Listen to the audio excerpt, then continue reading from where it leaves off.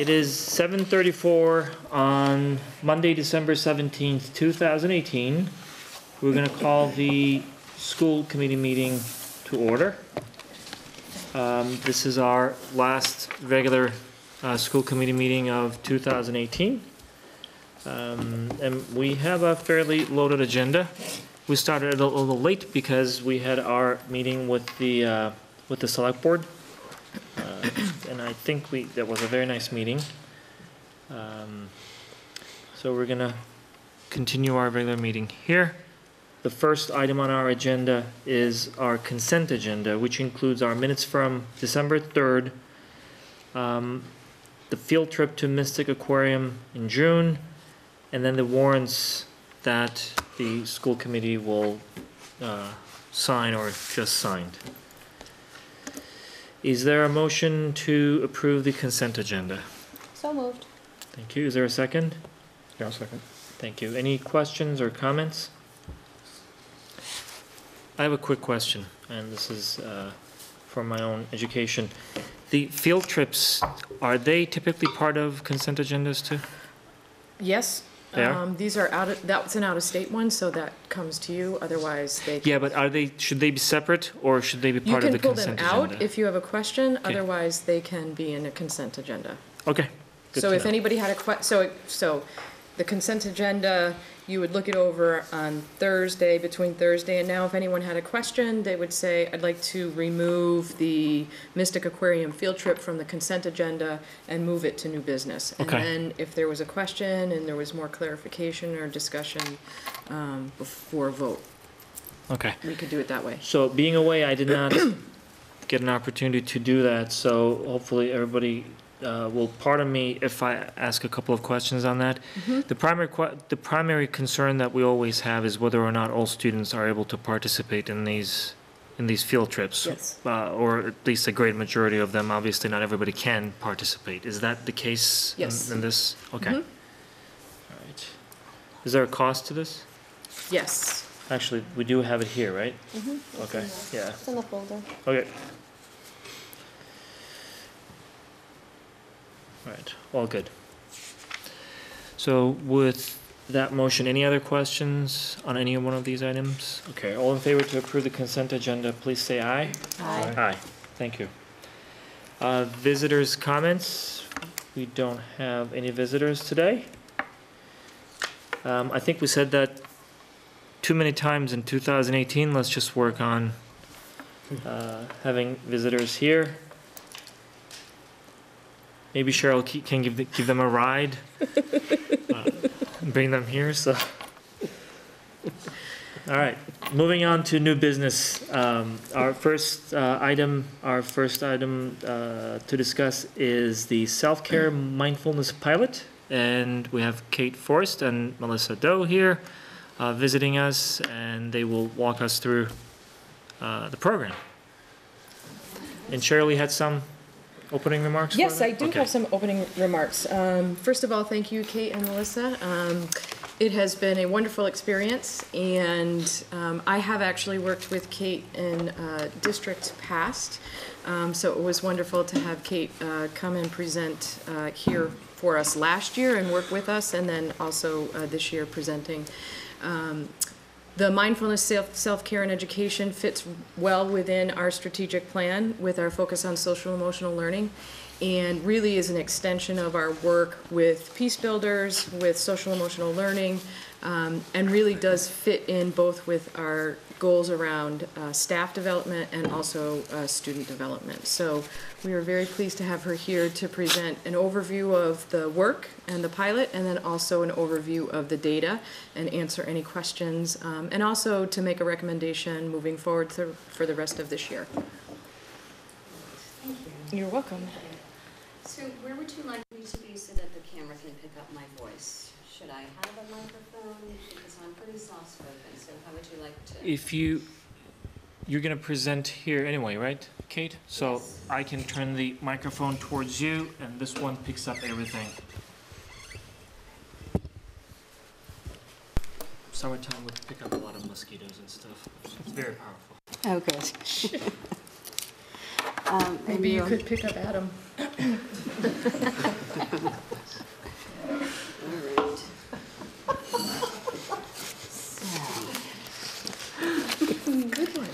That's going to go on all night, right? Yes. Okay. I dropped Might it, be a I good thought. time to practice a breath. So, thank you everybody so much for inviting me back to share this with you.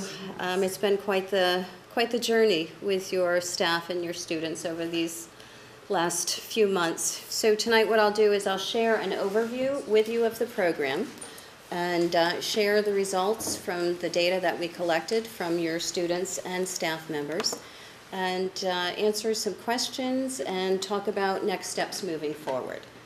So if at any time you have any questions, please feel free to pause me and ask, and I also do have spaces within for some questions. So I'll just look at you and do that, and that's next slide, okay? Gotcha. Thank you. So I have 2 requests to lead a self-care break tonight, one from Kathy and one from Emre, so that we can all get on the same page and kind of pause and focus. I know there was a little commotion coming in. So this is what happens in the classroom setting. You know, students come in, it's chaos, and one thing that the data will show tonight is that smoother transitions have been integrated in the classroom as a direct result of these self-care breaks. So these self-care breaks are short, simple, 10-second to 1-minute breaks that we integrated into the classroom on a daily basis. And I think I'd like to start with what has been one of the most effective breaths. We call it the transition breath, and I'll integrate it with the practice of mindful listening. You all willing to try? Mm-hmm. Kathy, you in? Yes. All right. So just adjust your posture so that your feet are on the floor and you're a little bit open. And check in, notice what's happening for you as you settle into this school committee meeting. And this is what I call a self-care singing bowl. And when I invite the sound of the bowl, you'll hear this chime. Just listen as long as you can hear it and breathe a few long, slow, easy breaths with me.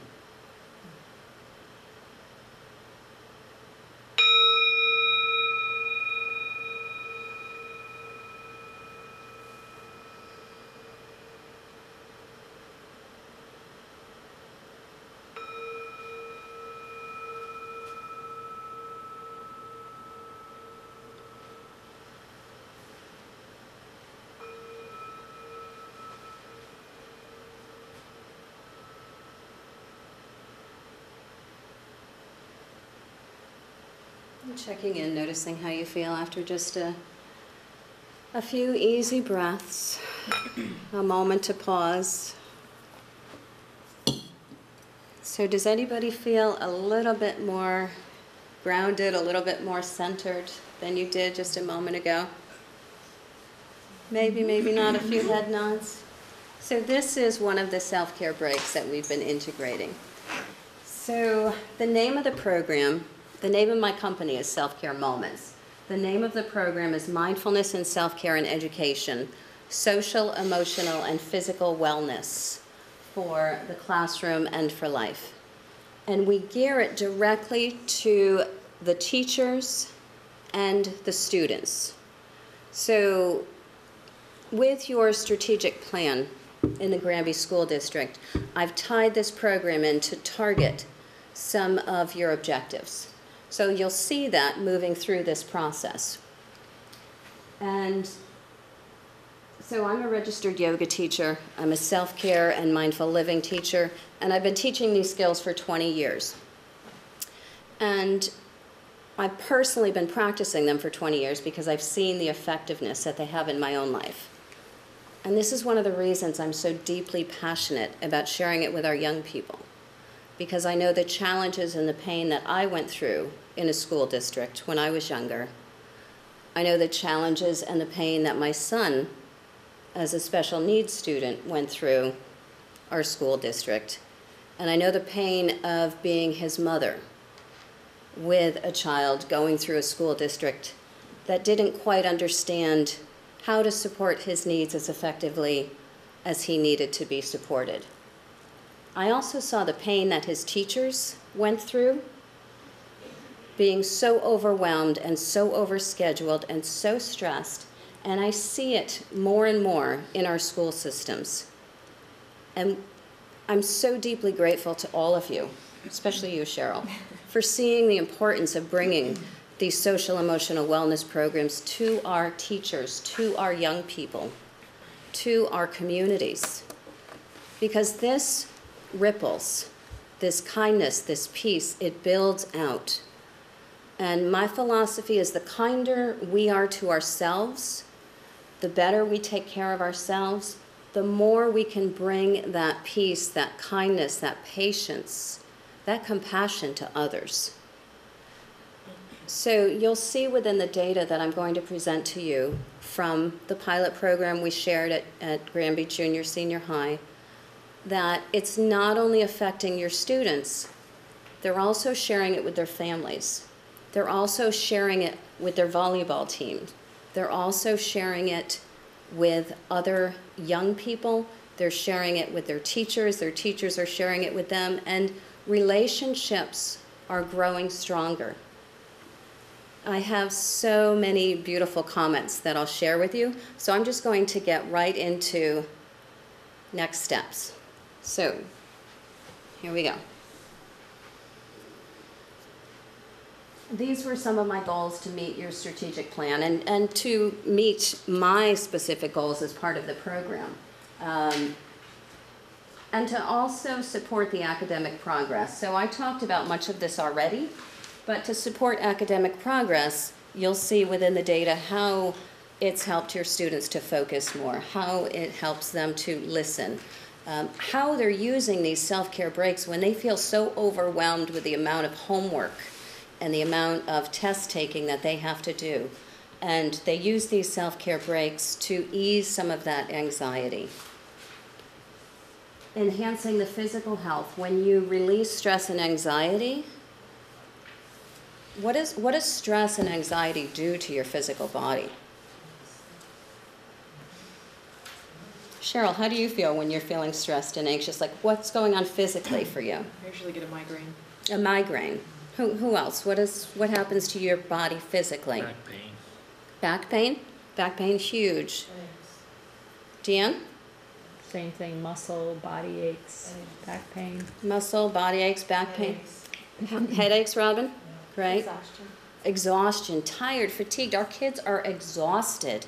They are so tired. They're not getting enough sleep. They're not getting enough rest. And they're just like us, right? They're just go, go, go, go, going all day long with barely a pause in between. They were so deeply appreciative for just a few seconds or a few moments in the classroom to pause. And it wasn't time to sleep. It wasn't time to do nothing. It was time to reset, time to regroup so that they could pause their brain, rest their bodies, and be more effective at learning. And you'll see that within the data.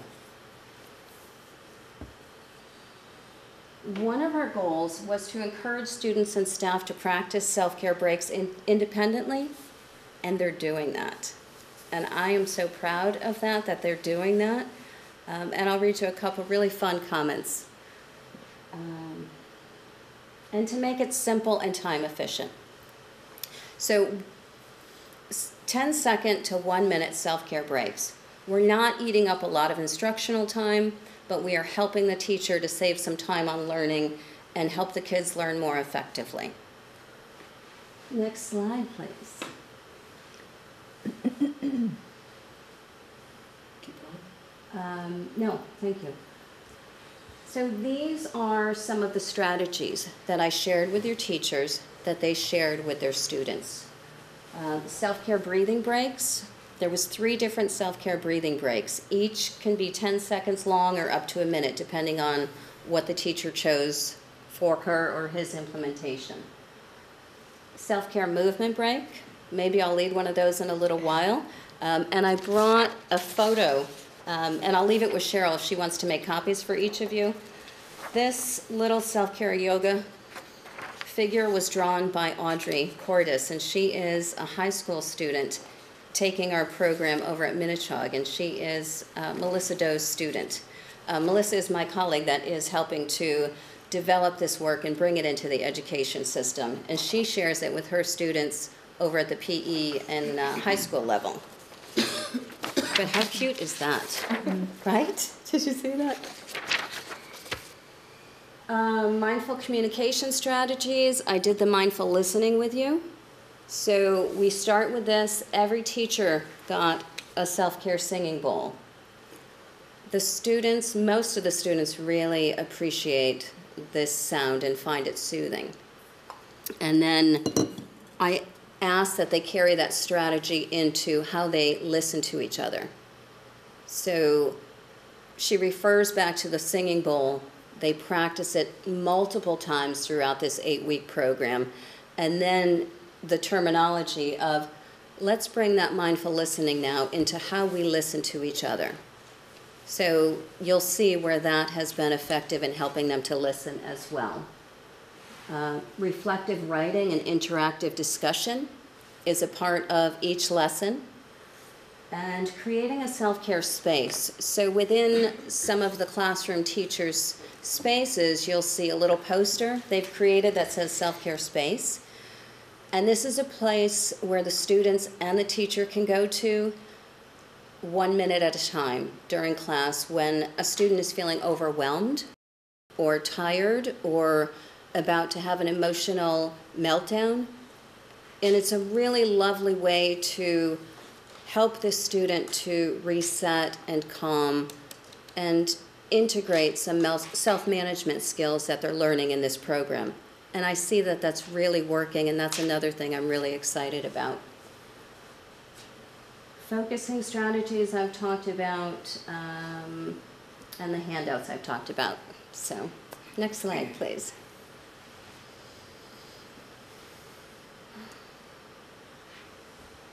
So the program format. So let me share with you what I just did. I know I'm talking really quickly because I know that your time is precious and I have a lot of really great juice I want to share with you. But I just slowed myself down because I really want you to absorb this and I want to be present with you. So that's one of my strategies, just pausing and breathing and refocusing myself. So the program format, it was 8 weeks. We started with a full day professional development, which was followed up 2 days later with a full day of self-care classroom modeling. I went into every teacher's classroom that was in this program, and I shared a 20-minute self-care lesson with her or his students, followed with some questions and answers. So I introduced the concept of what we're doing, why we're doing it, and how it can help them.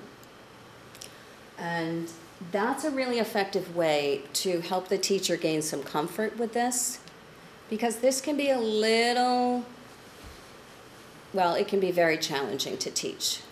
And it can be a little awkward at first for the students and the teachers. So that's a nice way to help her or him to gain greater comfort in sharing self-care breaks with the students. We did 2 after-school coaching sessions where I came for 2.5 hours. We all sat around and just talked about how is it going for you? What's working? What's not working? And how can I support you? And how can you support each other? So it was a really beautiful opportunity for your staff to develop deeper relationships and collaborate and share ideas and insights.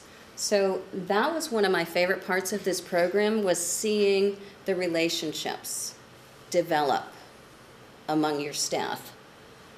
2 specific comments I got was, I no longer feel like I'm teaching on an island. A lot of your teachers feel really isolated in their teaching. Another comment I got was, I now feel like I have a cohort of colleagues to share insights and collaboration with, instead of being the new person out there on their own. So, building relationships within your school community, building relationships seeing it ripple out into the families as well. And then there was a lot of email support going back and forth between myself and your staff. There was online learning, teaching guidebook with the curriculum, videos and audios that I developed specifically for this program. So those were optional, and we received a donation to make those a part of this program. One of the shifts I made in this program is that's no longer optional. The videos and the audios were so powerful for your teachers that that's got to be part of the next pilot program if we go forward with another program. Because to have that, they viewed it, they watched it, some even showed it to their students. So that's that piece. And the data gathering and analysis, so we can kind of ease into that. But before we go forward, are there any questions on any of this so far? Good? Okay, excuse me for a moment.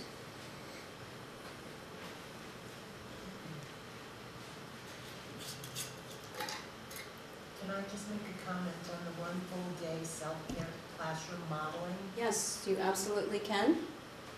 I did not know that that happened. And the comments that I've had here in this particular building, that would be a great assurance for the teachers that that would be happening, that they, don't take this, as a PD and then, okay, here, go do it in the classroom. That they could see how to implement it in the classroom, would see how it worked in their classroom. That, I think will make a huge difference. I did not know that that was part and available. Yes, it's definitely part of the program, and I'm so grateful that you brought that up, because one thing this is not, it's not a once and done. It's not a once and done PD. And there's ongoing support. And I don't think everyone was aware of that. And just the fact that you said you were available for the full day, you were 20 minutes in each classroom, and modeled it, and that the teacher in the classroom sees that. That's something, because, to go to the PD and then hear, okay, now implement it, but for you to go into each classroom with that particular set of students, because let's face it, every classroom is different, and the dynamics in every room is different. Absolutely, absolutely, and that is what's different about this program, is there is that ongoing support. So you get not only the classroom modeling, but also the after-school self-care coaching session. And for the next pilot program, I've actually added another after-school self-care coaching session, because that is such a valuable resource for the teachers. And I missed that at the end of this one. Like, I really wanted another session with the teachers. So we did back and forth with email, but it would have been more effective if I was able to have another session with them to close this out. So I've added that into the next proposal. Thanks for bringing that up, Robin. Right. Okay, next slide, please. So we focused the data on the post-assessment results, and there were many reasons for that. So it was a really small sample set. We had hoped to get a total of 8 participants, 6 classroom teachers, and 2 support staff. A school nurse and a school counselor is ideal. What we ended up getting was 2 classroom teachers and 4 support personnel, a school nurse leader, an EL director, EL coordinator, a speech pathologist, a counselor, a social studies teacher, and a music teacher. So it was a different subset of teachers than we had anticipated. And it was great in many ways, because we were able to touch so many different areas within the school. So I'm grateful that it worked out that way. students reported some confusion regarding the pre-assessment questions. And I don't feel it was an accurate reflection of what tremendous amount of stress and anxiety our young people are under today. There was several logistical issues accessing the survey and using the computer labs, including electrical issues, getting the time to do the surveys themselves. And the teachers reported that the Google survey that I've created, Google survey is very challenging to navigate, and I learned that this time around. So I'll be seeking a different survey tool. And a varied number of students filled out the pre and post, and some data was not turned in. So we had different teachers with different number of students, so that kind of clouded the pre-assessment with the post-assessment. So the shifts that we're making this next round in the assessment process, and I'll be working with Jamie Lewinsky, who is, she approached me. She's in the program, and she approached me. She is the EL coordinator, and she said, "Can I help you create a more effective assessment?" And I said, "Yes, please." Absolutely. So she had some really, really fantastic feedback to share. So she and I and Melissa will be working to make more effective assessments as this grows forward. Okay, next slide, please. Oops, wait a minute. Oh, yeah, no. Yep. Yeah. Okay. Okay, so as a result of Ms. Lewinsky's input, we added 2 questions and 1 checkbox area for the students to mark off in the post-assessment. What did you like most about taking self-care breaks in the classroom? And describe a situation when you used a self-care break and share how it helped you. Plus the series of check marks. So let's all share our breath, please. That's that simple 7 to 10 second transition breath that I encouraged the teacher to use, and they loved that. It's just this simple, let's all share a brief breath together. Next slide, please. Okay, so this is what I'm most excited about, this slide right here. And I'm going to read it to you. Try not to read ahead. I know it's hard not to. Okay. From those 2 questions I just read, 88% of your students like taking self-care breaks in the classroom and feel it's helpful. 88%. That's 67 of your students out of 76 like taking breaks in the classroom and feel it's helpful on a multiple level, and I'll show you this data in a moment. 79% are now able to recognize their emotions and practice self-care breaks on their own. That's huge. That's 60% of your students, 60 students out of 76 who now notice when they're feeling stressed and anxious, but they have a self-care strategy to implement. And there's so many examples within the information I sent you ahead of time. Please read it. I'll read some tonight, but there's some really fun and sad and heart-wrenching ways that these students have used the self-care breaks in their own lives.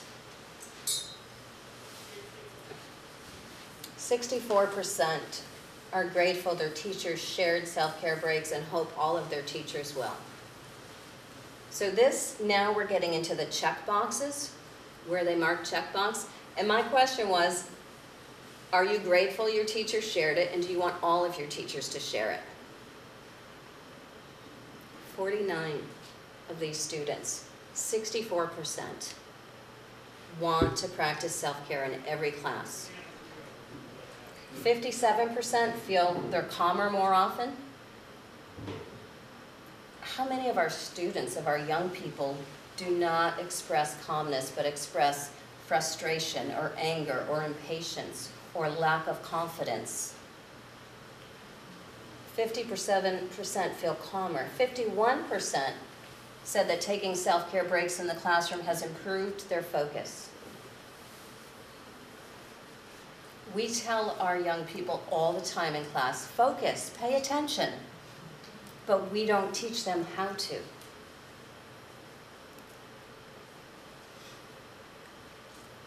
Eight weeks, these kids have been practicing self-care breaks in the classroom.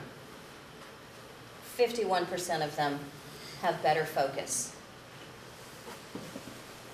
How can that impact their learning? They can focus better. 39% are able to listen better using that mindful listening activity I shared with you. Can you see where the academic progress comes into this?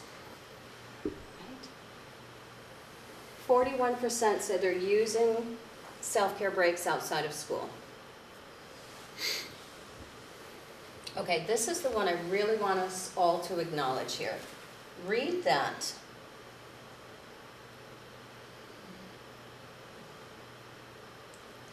"39% of your junior and high school students feel more empathetic and concerned for others' well-being." Our world needs this. Our world needs more of us to be kinder and empathetic to those around us, whether we know them, whether we don't know them, whether they look like us, whether they don't look like us, whether they believe what we believe, whether they don't believe what we believe. We need more empathy in our world. Peace starts with empathy. 25% of students say that taking self-care breaks has improved their relationships with their families and friends. So it's not just in the classroom. It's not just about helping them release their stress and anxiety, but that is a huge piece of this. There's the social emotional wellness piece. There's the peace building for our world. There's the academic progress. There's the self-confidence piece in here. It's all woven together. We are teaching to the whole child with this program. Any questions or comments? Yes, Mike. I think this is great. I guess my question is, how do we look at the impact that all this is having on the students next? Like, I'm assuming at some point we should be able to see grades increase. We should be able to see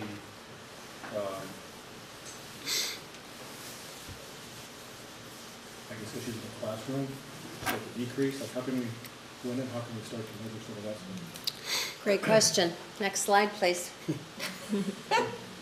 Okay, so Mike's question, if you didn't hear it, was how do we measure the effectiveness? I surveyed the teachers at the end. We did a program evaluation. The teachers feel that 100% of students are less stressed and anxious. The teachers feel that 100% of students are better able to focus. So if you have 100% of your students better able to focus, that is going to enhance how they learn. That is going to help them absorb and retain information. That is going to help them on a multitude of levels. There's so many examples of how they started getting really stressed taking a test, but they took that self-care breathing break and were able to do better on the test. So does that help you? Yeah, I did read through a lot of that. There was a couple of interesting ones that I read about some musical instrument that the kid was playing, and all of a sudden was able to play a little bit better because he did some breathing exercises and helped him do the breathing through the instrument. I thought that was pretty cool, but I guess on a broader scale too, I think we need to start figuring out how we can measure how this is impacting longer term. It's just Absolutely, and what I'll do at the end of this presentation is talk about recommendations moving forward, and that will be a piece of my 3 to 5 year plan. 100% smoother transitions in their classroom equals more time on learning. 80% report decreased behavior-related issues. 80% report decreased behavior-related issues. That's important, because that takes up a lot of classroom time, that takes a lot of stress given to the teacher, given to the students. So if there's less behavior issues, there's less stress in the classroom, there's more time on learning. You said this was 2 teachers, though. This survey, this reflection is on 5, all 5. So there was 6 educators in the program. 2 teachers and 4 staff. And 4 staff, but the 4 Yeah. staff, well, no, because there's the speech pathology. Okay. She is a teacher. There is the English language learner teach. She is a teacher. So classroom teacher is traditional, but these are all educators. So there's 5 of the 6 turned in the program evaluation. 60%, 80% have built meaningful connections. 60% are taking better care of themselves, and that's what we want, right? We want our educators taking better care of themselves. And 60% have stronger relationships with their students. 40% have stronger relationships with family and friends. Next slide, please. So, some of the success stories, and I shared information with you ahead of time, so I'm hoping and I'm guessing that most of you were able to read through it, but I'd like to share just a few of the comments that I was referring to.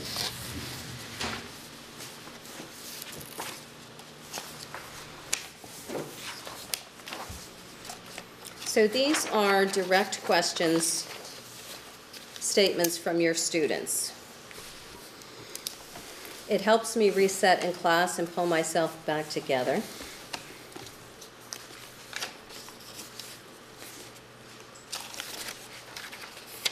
The whole day I find myself constantly rushing around trying to do everything, and it's nice to take a break.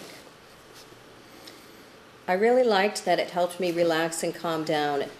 If I was hyper or even overexcited, I would take a self-care break, and then afterwards I would be very calm and ready to focus on another upcoming task. It helps you know how to control and go about the feelings that I'm feeling. It also takes away stress, anger, and worries. It just frees my mind from stress, anger, and depression. Before a test, I was worried I was going to fail, but I stayed calm and I got a 90. When I was getting angry at someone, I took a deep breath, and then I did everything I do in the self-care breaks, and we figured out the argument. So that is problem-solving skills, relationship-building skills, self-management, and emotional regulation, all there in that one comment.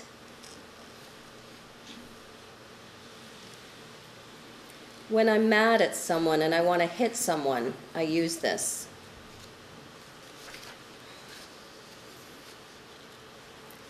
Actually, last night I used a self-care break. I looked up mindfulness videos on YouTube. It was very calming. These skills helped me gain more confidence, and I also started falling asleep. So this student is inspired to learn more. She's looking up videos on YouTube. She's practicing at home, and she realizes it's giving her confidence. It's helping her with her confidence level, which is one of your goals as well. I was mad at my mom, and I took a deep breath, and I imagined the noise of the singing bowl and breathed out. When me and my brother got into an argument, it helped me to calm down a lot. Sometimes I feel overwhelmed with homework, but I take a deep breath and relax a little more, and I focus on getting it done. I used it before my dance show when I started getting nervous, and it helped me do better. I used it in science class when I was getting frustrated. Before a wrestling match, I use it to strategize how to win against my opponent. I was at home and I felt sad, and I did a self-care break, and then I was happy.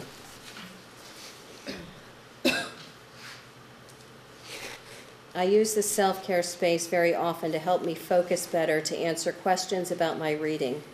I also use the self-care singing bowl by myself. It helps me calm down and stay focused.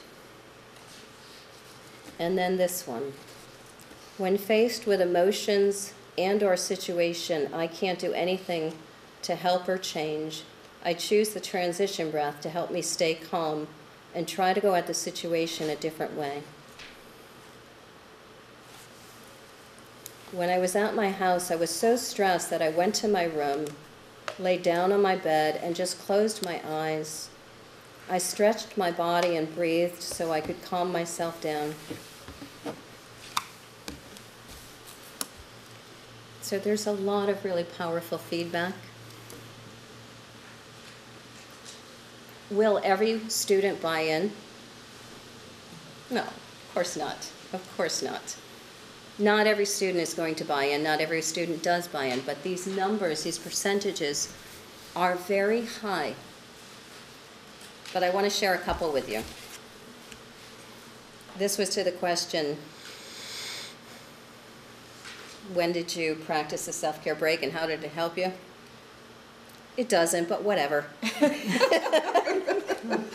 love that one. You know, like, how honest. It doesn't. So it's not going to help everyone. Some people have chosen not to practice, and that's okay. This is not mandatory. We're not asking your teachers to force their students to practice mindfulness-based self-care breaks. If a student chooses not to participate because of their beliefs, because of whatever reason, they don't have to. That's what's so wonderful about this, is there's a way to take care of yourself, whether it's this way or your own way. This is just one of the ways to practice self-care.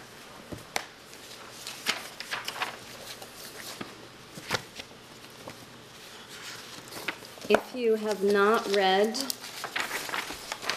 the student success stories, so part of the data collection process, I'm not going to read these. I think I've shared a good amount of what, but part of the data collection was each teacher I asked to submit 3 success stories from the students and 1 success story from her or him.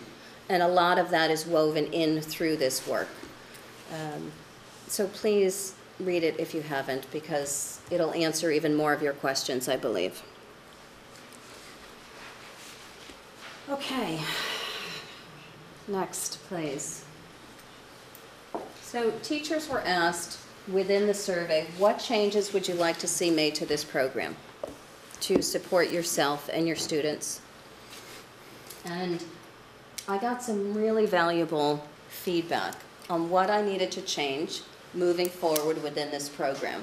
And we're implementing those changes. We have been implementing those changes. So I'd like to guide you through those now. The curriculum that we've been working on is being refined, okay, with clear, measurable goals for application within the education setting. So there'll be lesson plans will look more like traditional lesson plans. I'm extending the program to 10 weeks to allow for adequate time to teach and practice the self-care breaks before a new lesson is introduced. That was a request from a couple of teachers. So I think that that makes sense to do at this point. And let the teachers go through the lesson at their own pace versus what I did was here's what I'd like you to teach during week 2, week 3, all the way to week 9. So teachers had requested to go through it at their own pace, and I think that that's a way that I want to move forward with this. Adding collaborative partner mindfulness activities into this to even enhance the relationship building even further. Now here's one. So one of the things that the teachers came up with that has been ongoing for me is, how can we get someone to share a self-care break in the morning announcements? Like, to start the day off, you're doing announcements, why not just say, okay, let's all share a long, slow breath together, and then get quiet for 10 seconds and let your students and staff just breathe. So I'm putting in a self-care coaching session for the principal or whoever they designate to encourage and coach them into leading a self-care break in the morning. There's going to be clearer teacher expectations up front. So whoever signs up for the pilot program or the program is going to know these are the requirements. This is the data that I need you to collect, and this is when I need the data by.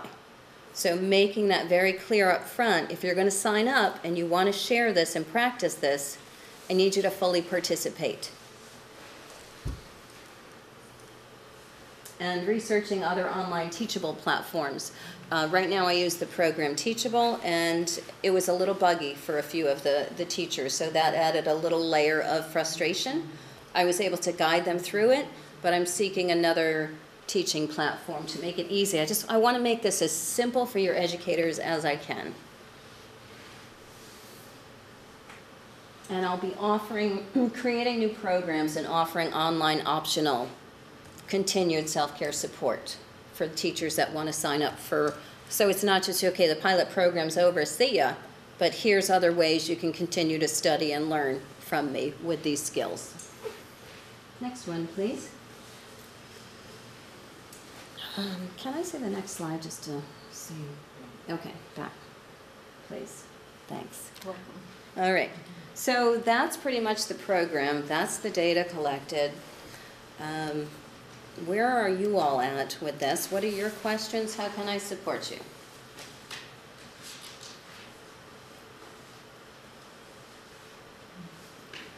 Here's all your questions. Thank you for sharing the numbers. It seems like directionally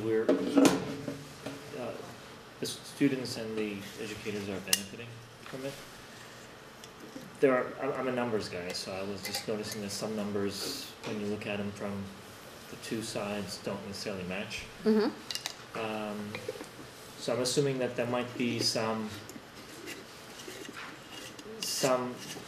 impact in the way they perceive the benefit of the program as well. So if the teacher is saying 100% of my students are now, better, it's because they feel better about how things are going in their classroom as well. Possibly it's the same thing for behavioral things, because I would like to see, as Mike said, whether or not the numbers that we're seeing at the office and through other sources match that. But it's obvious that they're benefiting from it, so thank you for that, You're both welcome. students and educators.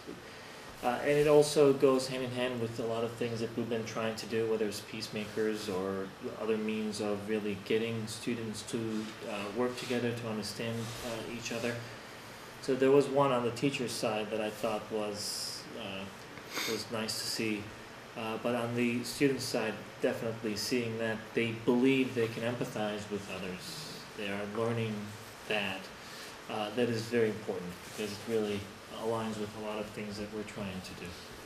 So thank you for the program, for everything that you've done. Quick question as a follow-up. So now we have this 8-10 week program. What happens after that? Is it in your experience that if Kate is not here, or somebody doesn't follow through, typically there's a down curve, or is it that after those 10 weeks you typically find these programs to be self-sustaining and educators and students basically carry the mantle? How does it work? I wish that was the case, Emery. So what happens now is your teachers, your educators have the skills, they have the tools to continue this program. I've seen teachers continue it forever, and I've seen teachers let it slide. Even teachers that have such powerful feedback, I think, oh my gosh, they're hooked for life, and then 3 months later they're not teaching it. So that's why I am recommending an ongoing support for people that have gone through this program. So it's not just the 10-week and then you're on your own, but maybe it's a monthly self-care coaching session with me after school, or a lunch and learn, or an online Skype coaching session. So there's all different ways and things I can develop to support the teachers moving forward. But I would love to see at least a monthly touch point for these educators to help them stay inspired, to give them new self-care skills when they're ready for it, to help them to care for themselves and to share it with their students. And you said this is just a pilot at this point, right? So is it the same 6 teachers and it touches only 76 of the 300 and something students at the high school, or what's the depth and breadth of it? Okay, so I'd like to answer that. I've got a slide of next steps moving forward. What I'd like to do is a pilot program, and this is something Cheryl and I talked about, is a pilot program now at the elementary level for 4, 5, and 6th grade teachers, and seeing if we can get 8 participants, 6 classroom teachers, and 2 support personnel to go through this program with modified changes.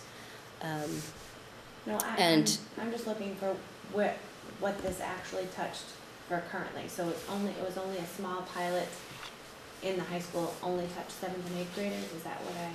So it was 100% of 7th graders, Okay. and then scattered amounts of 8th through 12th graders.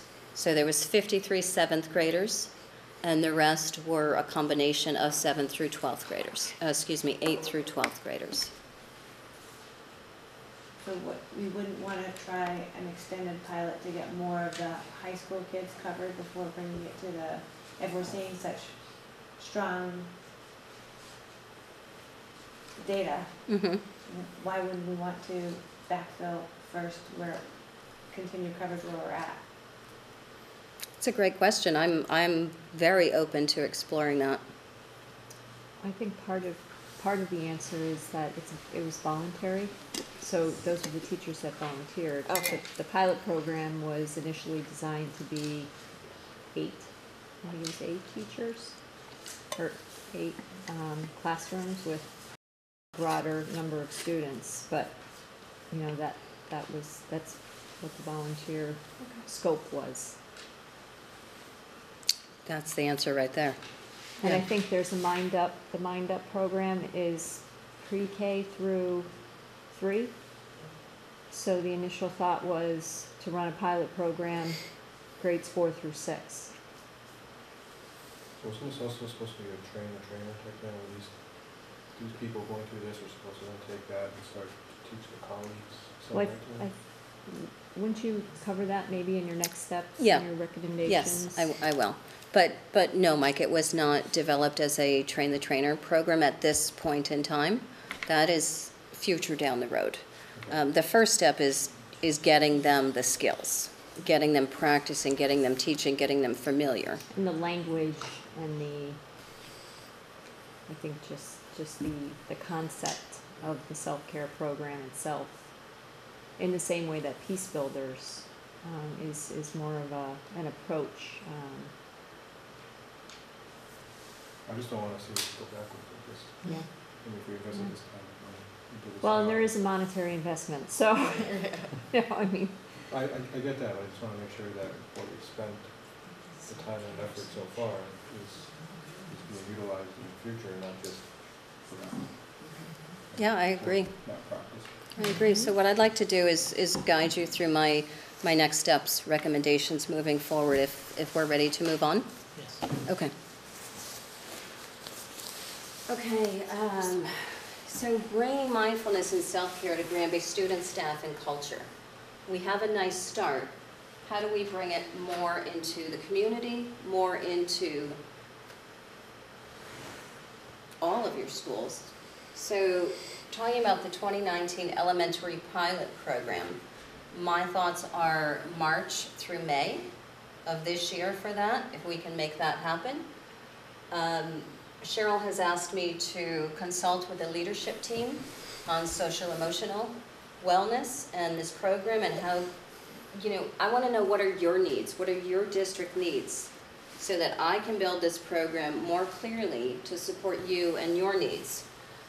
So that would be the meeting with the leadership team, and then instructional leadership team meetings consult with me as well.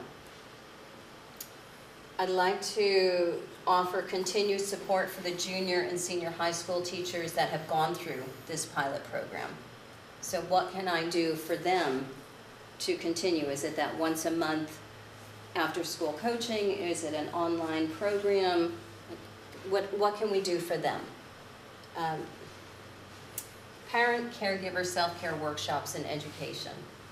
I think it's really important, if we want this to take hold, that we need to educate the parents, the community members, on what this is and what it isn't, and how it's helping their students, and how it's helping their children, and how they can practice it and support each other at home. That's a piece of this. It ripples out into the community. So creating a 3 to 5 year plan for district-wide implementation is something that Cheryl and I are beginning to discuss. Can you go to the next slide, please, Cheryl? Go to the next one. We'll come back to this, please. Next one, please. Okay, so more recommendations for moving forward. So a 1 to 5 year plan for district-wide implementation. And this is year 1 we're in right now. So where do we go moving forward? So preparing with the superintendent, the leadership team, and the instructional leadership teams on next steps. Offering the continued support for staff, students, community with the online and in-person professional development. Bringing the shared language and the shared understanding, that's so important, of the mindfulness-based self-care breaks. Like, we need people speaking the same language, and I call it the language of care and connection. That's what self-care is for me. It's that language.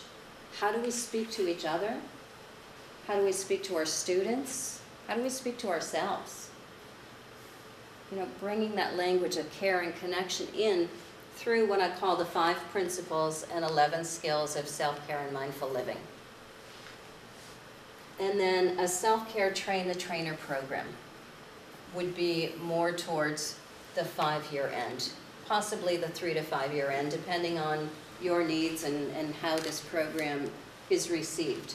But a self-care train-the-trainer program is implemented, and staff have a cost-effective, you have a cost-effective way to bring these programs on site through self-care advocates, is what I would call the people that I train. Self-care advocates to support long-lasting implementation. That's one of the things that Melissa does in her educational system, is helping to bring that self-care advocacy to her students and her staff. So she's been training with me for quite a while now, and her staff knows that they can come to her and learn from her and receive her wisdom of self-care.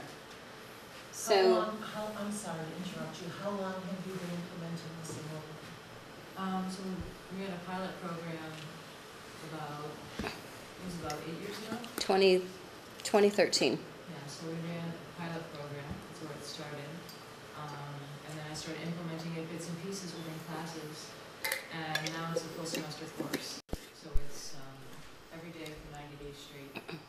I'm a phys ed instructor, so it's a combination of yoga and mindfulness meditation. But now it's a semester course. Yeah.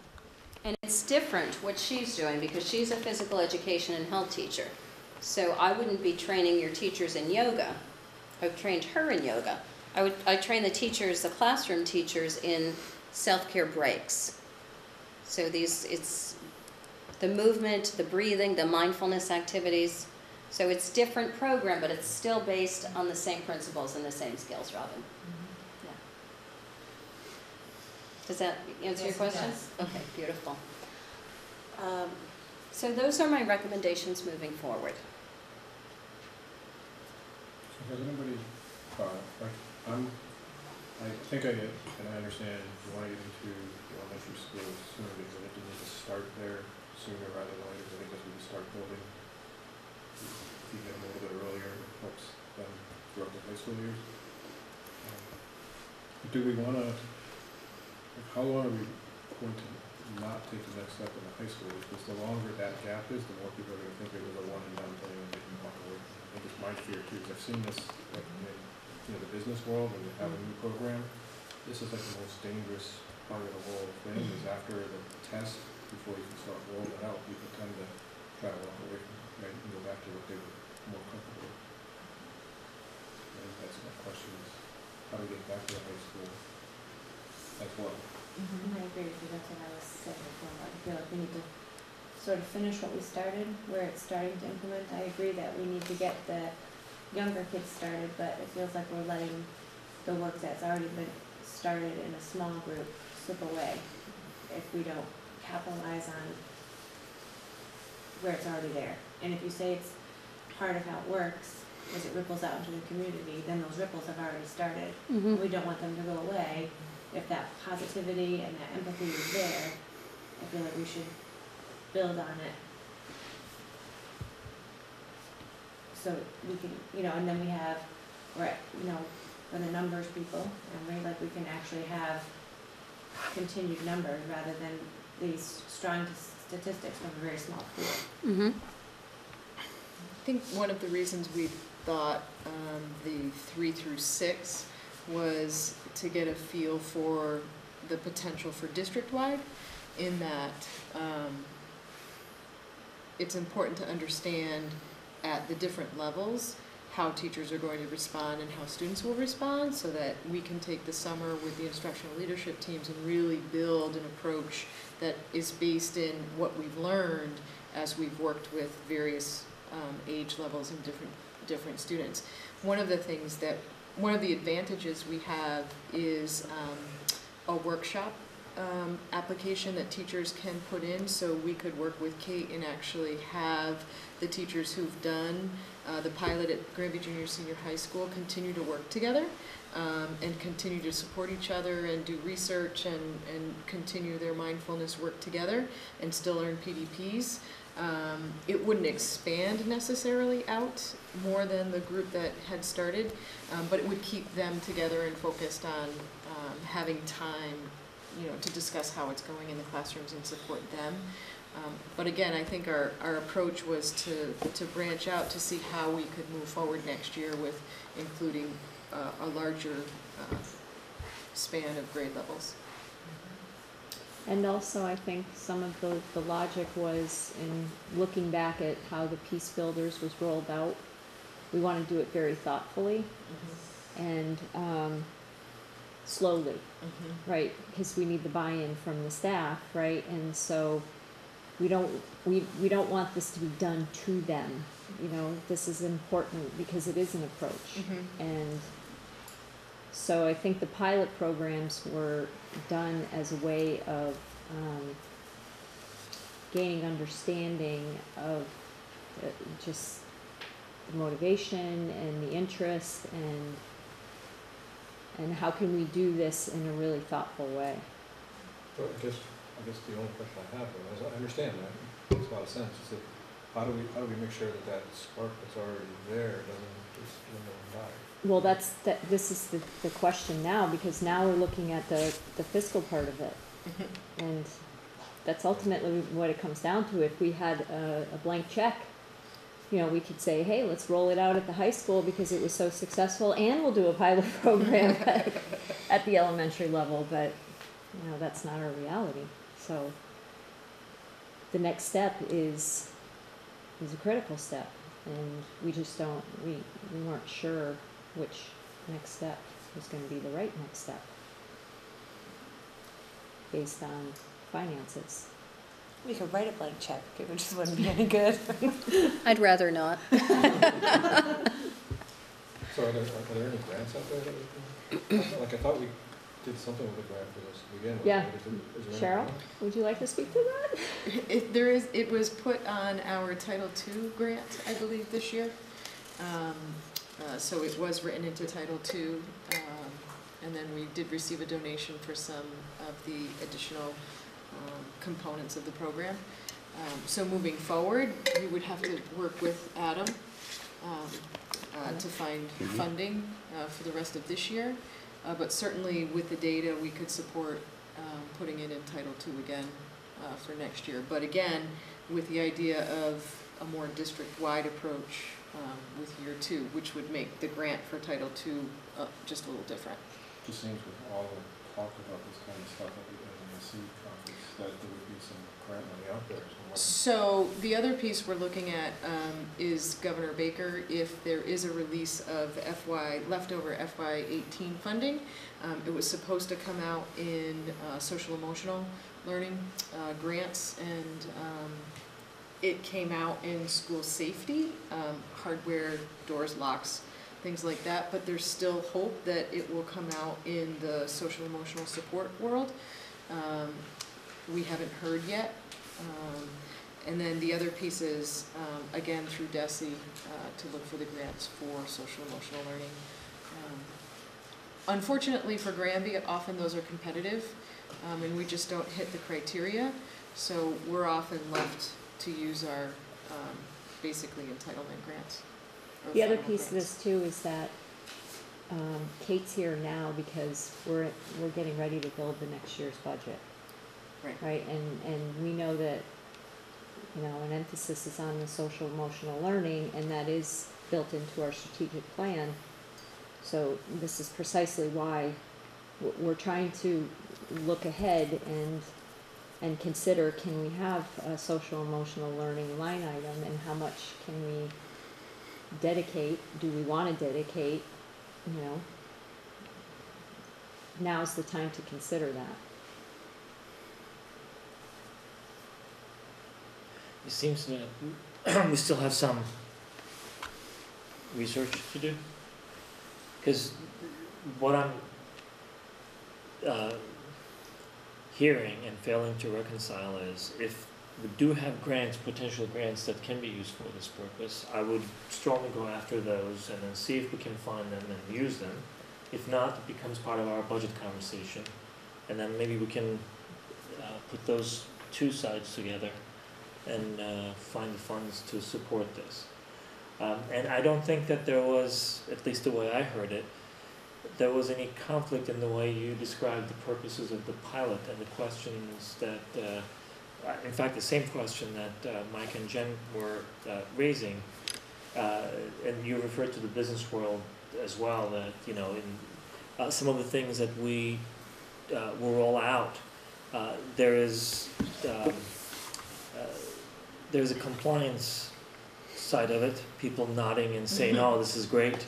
And there is the transformation side of it, where, you know, any program that deeply influences people, they tend to embrace it, and they tend to be the caretaker of those. So it is sometimes crucial to really follow up on the initial implementation of these programs. I wouldn't want to, whether it was with donations or anything else. In fact, especially if it is that way, obviously somebody felt very strongly that they donated their money. I would like to make sure that we don't lose all these important gains that we had at the high school while we are taking the same steps at the elementary level. So when you said that, you know, this is 1 to 5 year district-wide implementation, I'm thinking, maybe not fairly so, but I'm thinking that we're not really a huge district. Should it take 5 years for us to really make this district-wide? It shouldn't, right? So how do we put together a plan that will allow us to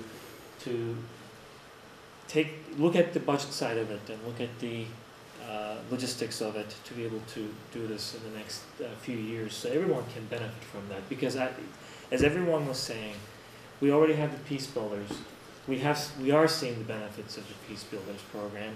Students are really familiar with that type of approach to relationship, to working together, collaboration, peace building. This is really a complementary program to that, at least in my mind. Mine too. How do we really not forget the high school, but go to the elementary school at the same time?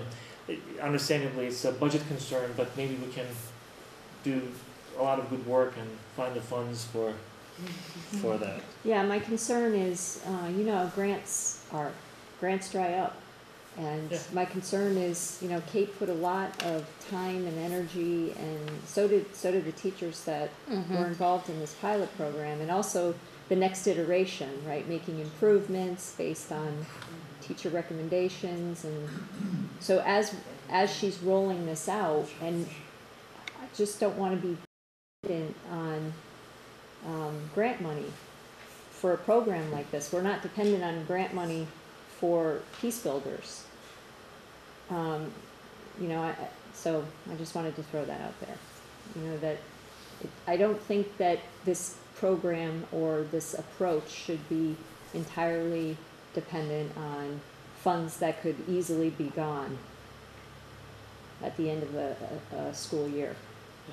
I hear you, but I think the reality is that we have a lot of programs that are continuously depending on grants, and we go and look for those grants and bring them in, right?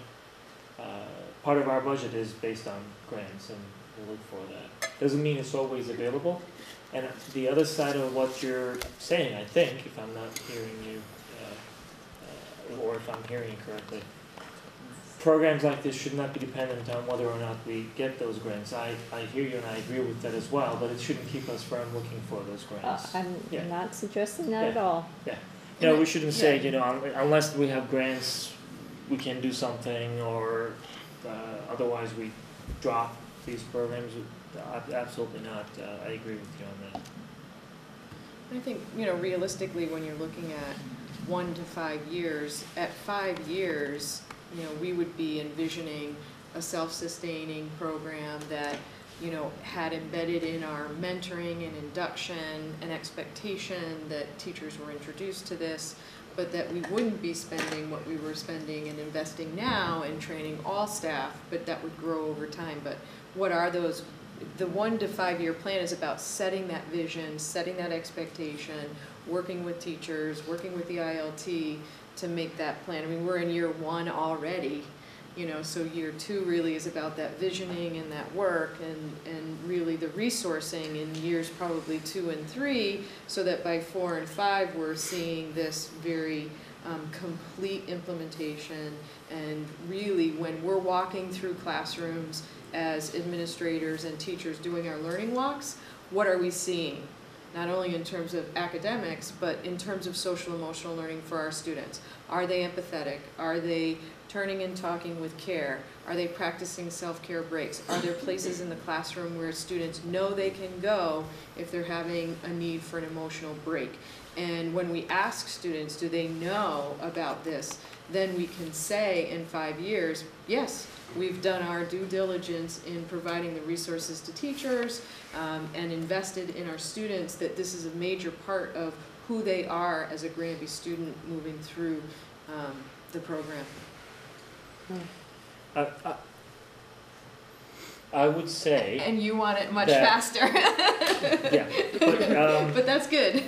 But the academic side, I think, is what's going to make a program like this more visible, it seems. Right, and so right? the leadership team really working with exactly what you're talking about, what are the outcomes? Are we seeing less students at student support team meetings because they are less irritable, they're acting out less? Are we seeing behavior plans that have embedded in it self-care breaks, interventions for students, so that we're not seeing kids at the principal's office, for example? Are we seeing in classrooms alternates to behavior or discipline in terms of acknowledging emotion as a reason for behavior? So those are all of the kinds of things that I think year 2 is really about defining. If this was successful for students, what would it look like? And also for staff. Are we still hearing staff say, I'm overwhelmed, I don't know what to do with these students, I don't know what to do with the students, so I'm just, you know, sending them to the counselor, or sending them, but I have a better skill set, so I feel more confident to address this work with my students. Those are all the measurable pieces that we need to talk about and really put into place so that we can measure and have an outcome. But That what we we're just saying, don't though- have that right now. From what you just said though, Cheryl, that doesn't match up with what we're actually talking about, because we're talking about implementing a second small pilot. So it's not, there's not going to be an overwhelming number of increased teachers or staff that it's going to be, it's gonna be another small. No, I'm talking So- year 2 and year 3. Well, isn't year 2 Next next school year. year? Yeah. So we're talking about implementing a pilot program at the elementary level this school year. So within, Okay, beginning so- in March to May. Yeah.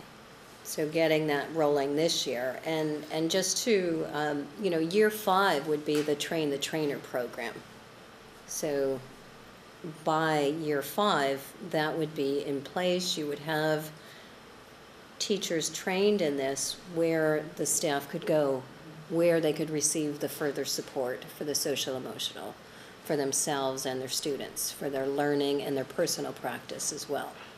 And 60 Minutes will come and do a documentary, and then we'll get like Uber funded, and life will be great.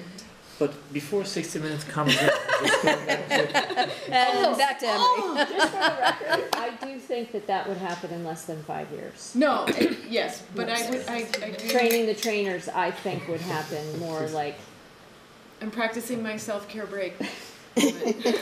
More like what, again? Tell me. I was gonna say more like year 3. I really see that, and again, I'm not an educator, so I know there's a lot of moving parts that I'm not involved in, but if we were to keep pace the way it is now, I see it happening more in year 3 to 4 as opposed to year 5. So a couple of things. One is I just realized that it's 10 minutes before Yes. 9. Great Yes. conversation, but we have some other stuff. However, before we move on, in almost everything that we do, especially if we're going to bring this in the context of our budget conversations, it's great to have these conversations and see the impact of these programs. But if it is only seen as students breathing and feeling good for the moment, I know that a lot of folks may not understand the true impact of this. That's why I'm saying the academics will be important. The examples that you shared with us, student that says, you know what, I was so stressed out before the exam, but I was able to recompose and then get a 90 from that exam. The wrestler who went and said, you know what, I really found myself and went into it. So the academic, athletic, artistic, whatever impact may result from this, that's the value of the data that we are seeing, and we should really continue to gather that. That's how we're going to be able to really share with everyone the true impact of this. And that's why the academic side of this, how it is really influencing the young students in our school district, that is what we need to be able to show continuously, so that everybody understands what this means to them, to their students, to their families. Then it makes it an easier conversation for us for the budget side of it. Hopefully. And if Adam gets it right, we'll get a grant. So before we move on from this presentation, what are the next steps? Because I think Kate came with some recommendations for the next pilot program, and I'm hearing some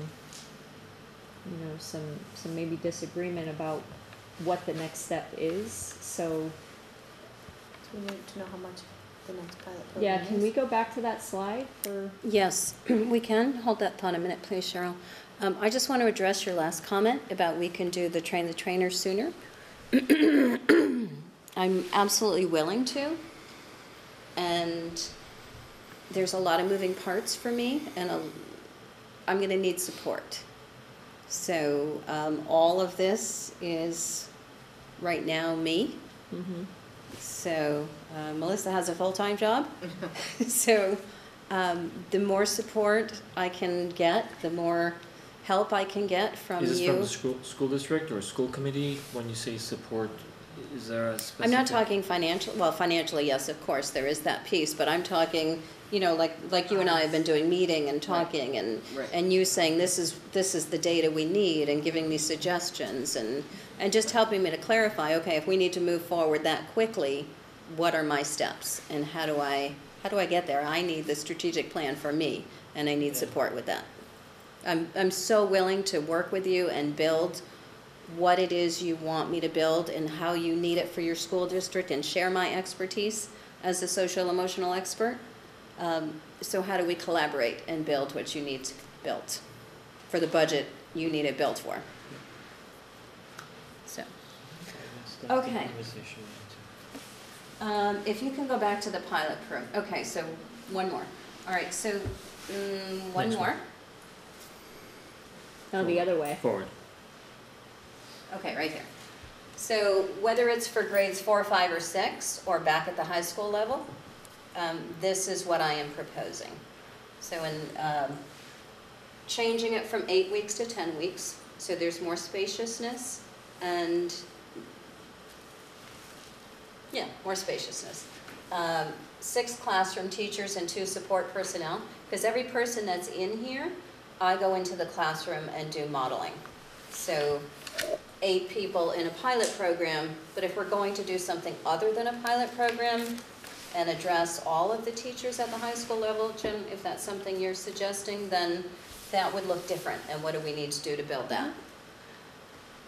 Again, full day PD, full day classroom modeling, same as we did last time. I'd like to add a 3rd self-care group coaching session after school, or lunch and learn, or however it looks. After school works really well this time. But this will enable us to have another layer of support for the teachers, and I believe that they needed that this time around. The online learning videos, not optional this time, not relying on a grant, not relying on a donation, but putting that in as a budget line item, because that is essential to the success of this program. I've realized that this time around. Kate, do you mind if I interrupt for a second? Is this for next semester? Yes. So when, just to clarify and for my own understanding, when we say that something is not optional and there's a budget impact, our budget for next semester is already there. I mean, we don't have any additional funds that we can, unless we are finding the funds from somewhere else. So that's some other conversation that we need to have then. Okay. Or, yeah. All right. Email support, there was a lot of email support this time around, so that is built in. 2 consults with the leadership team, as Cheryl and I have identified, is built into this one. The self-care coaching with the school principal or whoever to share in the morning announcements. Teachers' expectations with the data collection. So here's the requirements for taking part in this program. Program management and analysis. So this time around, I would have someone support me in this process. So I would hire someone to help me gather the information to manage the program, because there were so many moving pieces. So that is something that I'm considering. Optional and encouraged, the self-care singing bowls and the community self-care workshop. I have not included these in the price of the pilot program, but it will make for a more effective program. It will make for more effective academic success, teaching the kids how to listen to that singing bowl that I shared with you, and then carry that into how they listen to their lessons and each other. So in a moment, we'll go to the next slide, but any questions on this? All right, so there was a question. I submitted the proposal, why the price increase?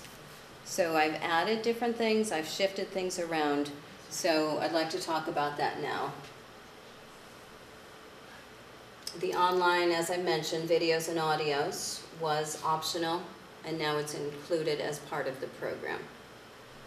The program has been extended to 8 weeks, I'm proposing. I've been asked to consult with a leadership team, that has been added to it, and to enable me to appoint support in program management and analysis.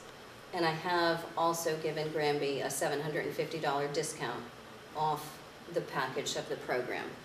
So I want to work with you so that we can bring this to your community. So that is a brief synopsis of what's shifted, what's going to continue to shift, and what my steps are moving forward. So if we could go to the next. What a mindful school looks like. So this is my target for 5 years, maybe 4 years. We can play with that a little bit. This is my vision of what a mindful school looks like. Social, emotional, and physical wellness are made to be essential parts of learning for all students and staff members. Self-care is a daily part. There's a shared language and a shared understanding of my 5 principles and 11 skills of self-care and mindful living. Self-care breaks are taught daily, offered during morning announcements. Each class begins and ends with a 10-second to 1-minute self-care break. Self-care breaks are taken during faculty meetings and school committee meetings. Left that part out, but we did it, and you know, I saw a little noticeable decompression from what I noticed when y'all came in. Parent and caregiver and community members are offered self-care support. So whether that's a self-care workshop, whether it's an online program, but bringing the community into this, because you all know when you get parental support, caregiver support in a program, it's more effective. And a self-care train the trainer program is implemented. That's my idea of what a mindful school, of what a self-care and mindful school looks like. So, Cool. Those are my thoughts. Thank you, And Kate. You're so Appreciate welcome. it. You're so welcome. Thank you, Melissa. Yeah. Both of you. Yeah, we're really honored to do this work in the world, and we know we touch lives, and thank you so much for doing your work in the world, because you touch lives as well. And one thing before I want to just invite you to share a breath with me.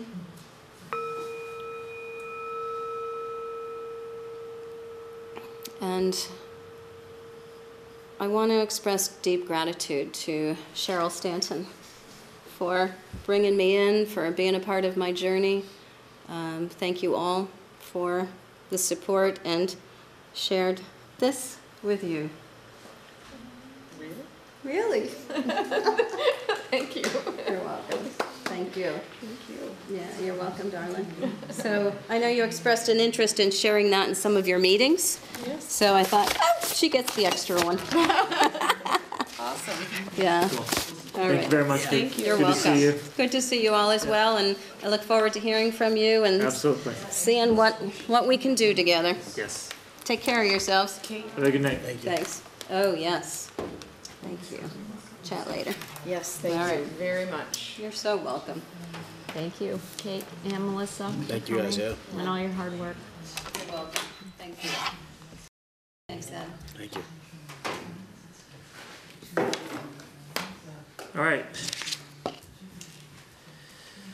Corrective action plan. Oh my gosh. 2 seconds. Okay. This is related to Jay's Yes. email. Okay. Yes. So, just get this set up before I get in trouble. Yeah, slides for this too, or? Okay, no slides, Okay. no. Okay. So, as part of,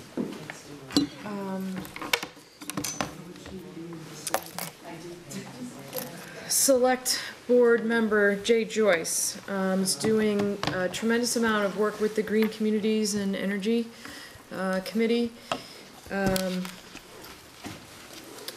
Is applying for another grant, and when he applied for that grant, it became apparent that Dr. Houle had engaged in a power management contract, well-intended, and certainly didn't violate anything in any kind of way, except it did not include conversation with the Energy Board, and has compromised the grant, so the grant application, because you cannot have two energy-saving contracts going on simultaneously. So Jay's requested that we put in place a corrective action plan so the grant application can move forward. And basically, what Adam has put forward is just a very brief statement that any facilities energy maintenance or contract would be worked collaboratively with the town. And we would propose that to Jay and see if that would suffice for the corrective action plan for the grant.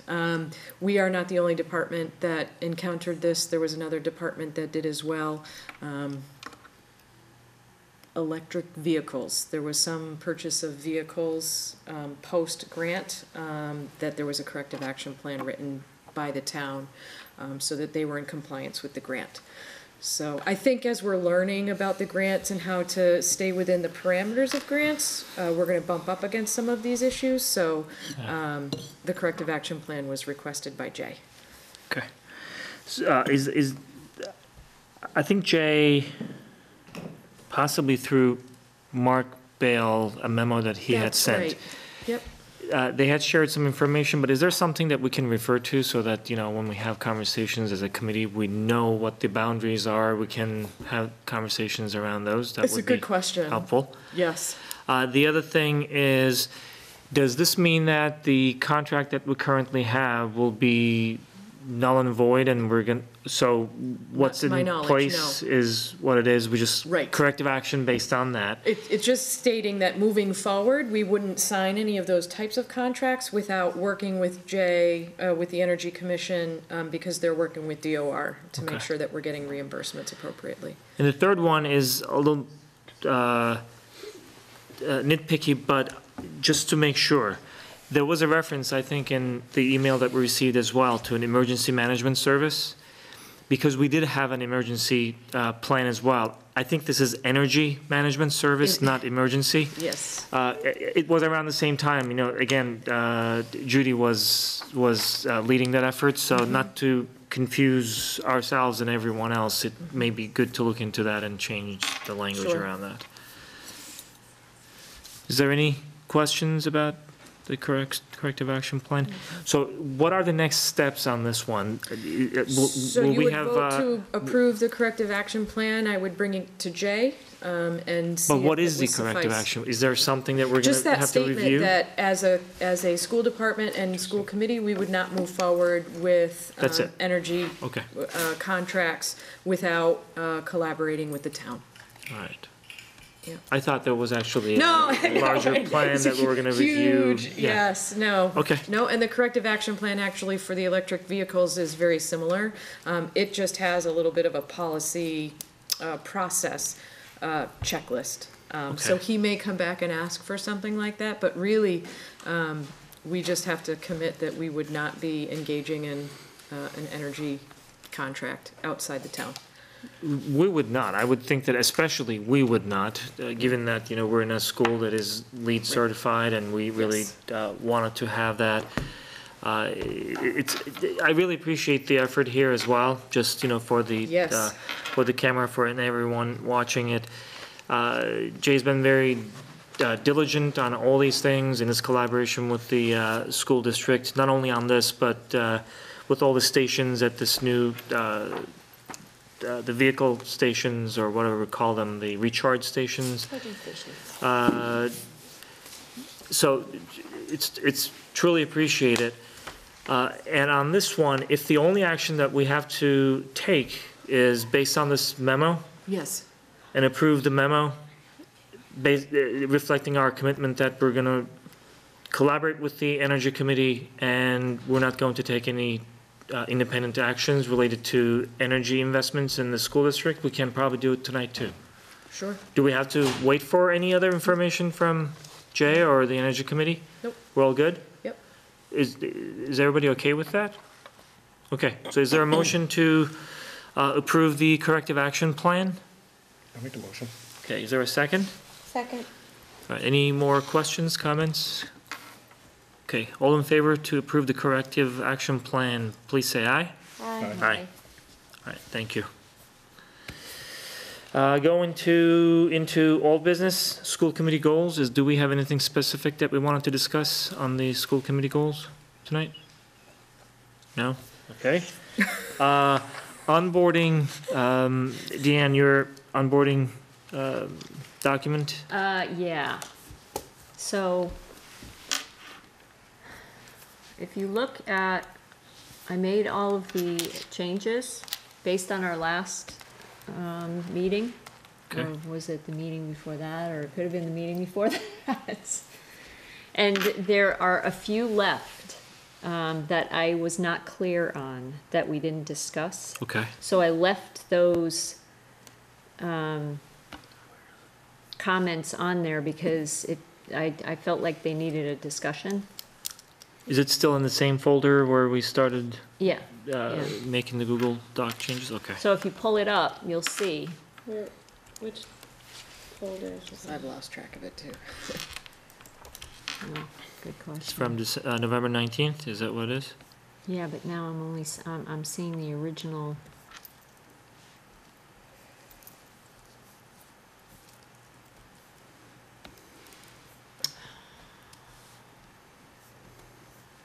I don't see it in the 19th. No, it's in, am I in the 19th? 5th, 5th, yep.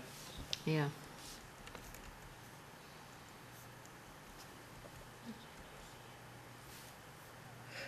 Oh. But there, it looks like there's a few versions in there. Yeah, looks like it was saved under individuals who left comments. So which one should we look at? Well, now I don't know. I don't know which one. I thought I went into Emery's and made the changes. So the one that is the last modification was Yes. November 19th, that one? Yeah, the Look at latest that one is one. that one. Okay. And which, are you going to share which few areas are left for clarification? Well, like I said, I think there were only maybe 6 or 7 comments that you had made, Emery, or questions that you had that I left in there. The other ones I made the changes on. Okay, But as I look at it now, it looks like all the original comments that you made are in there. yeah, So I'm gonna have to look at it again. This was, were you clicking the resolve button and, yeah, okay, I did. Is it saved on like on the computer you're working on? Maybe it's saved on your desktop or in a file there? But doesn't it resolve it on all the, Well, I'm just wondering if you maybe saved a version on the computer you're working at, if you were doing other things rather than if it was downloaded or something, not connected to the Google Drive somehow? Because this is a Word document that I opened, so it's not a Google Doc, so a Word document needs to be saved. Isn't that how it works? If it's Word, Yeah, it would need the to only, be the only saved. way all the changes would sync is if it's on a Google Doc in that folder. Right, But and if this it's is, done on a Word doc outside of right. Google No, I Drive, you did gotta it. import it I again. did it in the Google Drive. So it's not, so we have to find where that is, because the one that's showing updated on the 19th is still a Word doc. Word It's not document. It's not a Google Doc, so we need to find where that is. all right. So let's solve that mystery and let's see if we can finalize it next time. Yeah. Okay. Any other questions on this one? Deanne, did you have anything else to add? No. Okay. All right, thank you. So moving on to the policies. I can't believe that. We have sections A, B, C, and then another item for sections D, E, F. We had had our first reading on ABC, right, a couple of weeks ago. Yes. Was there a first reading on DEF, since I wasn't here for the last meeting? Yes. What, there was, okay. Is the expectation to approve these tonight? Yes. Okay. Did everybody get a chance to review the files? Okay, any questions or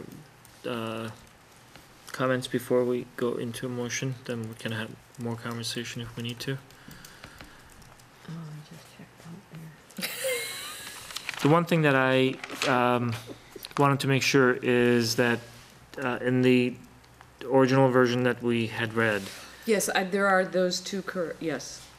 There's some highlights that, okay, the references and the dates, the reference. so so we can have a version control and then references to the correct rules, regulations, and Right. Legislation is there? Okay, No, it's not there okay, in what is in your folder, yeah, but it will be when it's uploaded. okay, Would you like to see that before? yes, Okay. I would, Are we on So, A and C? then why don't we not vote until I do that and put them all in final form with the updated dates of when the policy was reviewed? yep, that would be great. And the reason why I asked is because the only version that I could find, they were still the same way. I Yep. wanted to make sure that I wasn't So, missing. what I will upload then is, I think our next meeting is January 7th, so you'll see approved January 7th. Hopefully it won't snow, because otherwise I would have to go in and change all the January 7th, but, Okay, so you'll see January 7th, okay, sounds good. 2019, A, B, and C? and D, E, and F. All right, so A, B, C, D, E, F will be voted on January 7th. Any questions? So nobody had any questions So nobody had any questions, you said? on on any of the policies? On No, the any of policies We look went- good and. Yeah, We um, went off of everything that was on, I always get the letters wrong, MASC. MASC. I think that the big thing about these policies is the date and the references to Legal, the yep. sources, so. I asked lots of questions when we were going through and doing it. Right. Cheryl Right. and Jen were Yep. rolling their eyes at me, Yeah. stop asking. Honestly, that process worked well, the way it evolved. The policy subcommittee really does the legwork, and then they make updates, ask the right questions, and then by the time it comes to us, it seems like everything is nicely done. So we're gonna have those updates, and then we're gonna vote at our next meeting. Which would still allow some time, Deanne, if you had questions at the January 3rd meeting, as I see you I had a few, looking, yeah. yeah. Okay. So we have say our the third? standing reports. Cheryl, do you have a I standing do, report? yes. Let's see, Okay. Was it posted, by the way?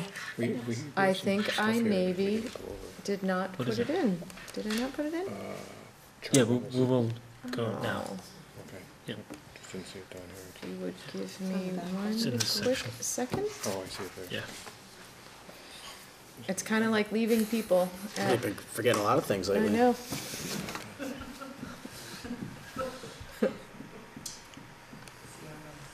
Oh, boy.